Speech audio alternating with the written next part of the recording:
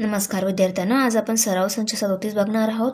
त्यामधील आपला पहिला प्रश्न, खालील आकृत्यांचे निरीक्षण करा व त्यांची नावे लिहा।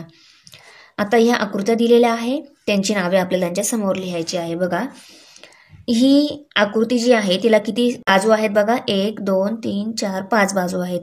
5 बाजू असलेल्या आकृतीला पंचकोन असं म्हणतात। तर बघा, पंचकोन हे त्याचं नाव आहे, पंचकोन।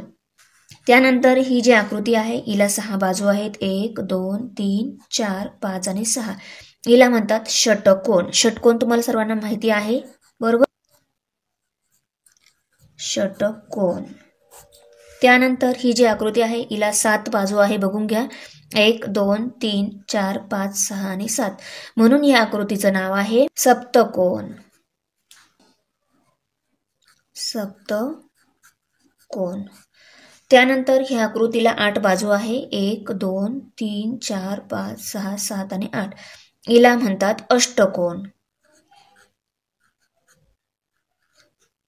अष्टकोन।